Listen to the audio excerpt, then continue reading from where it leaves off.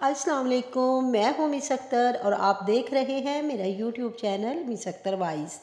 ایسی informative videos دیکھنے کے لیے میرے چینل کو لائک کریں، شیئر کریں اور سبسکرائب کریں۔ بسم اللہ الرحمن الرحیم۔ حضرت عمر رضی اللہ تعالیٰ عنہ کے دور میں ایک دفعہ دو عورتوں نے دو بچوں کو ایک ہی جگہ جنم دیا، ایک لڑکے اور ایک لڑکی کو۔ اس کے بعد دونوں عورتوں کا آپس میں جھگڑا ہو گیا۔ جھگڑا اس بات پر تھا، ایک عورت کہتی تھی لڑکا میرا ہے اور لڑکی تمہاری ہے، دوسری کہتی تھی نہیں، لڑکا میرا ہے اور لڑکی تمہاری۔ لوگوں نے جب ان کا جھگڑا دیکھا تو ان دونوں عورتوں کو حضرت عمر رضی اللہ تعالیٰ عنہ کے پاس لے گئے اور سارا قصہ سنایا اور کہا آپ ان میں ٹھیک فیصلہ کریں۔ حضرت عمر رضی اللہ تعالیٰ عنہ نے کہا حضرت علی علیہ السلام کو بلایا جائے، وہی ان کا ٹھیک فیصلہ کر سکتے ہیں۔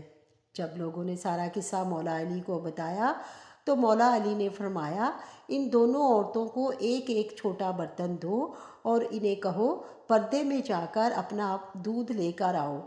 جب ان عورتوں نے دودھ لا کر دیا تو مولا علی نے کہا ایک میزان لایا جائے۔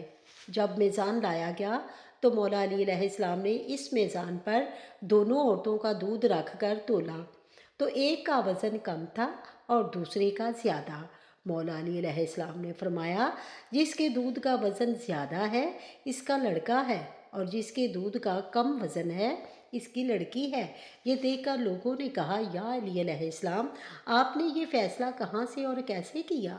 مولا علی علیہ السلام نے فرمایا قرآن سے۔ سب لوگ اپنے اپنے گھروں میں جا کر قرآن کھول کر دیکھنے لگے کہ کہاں لکھا ہے۔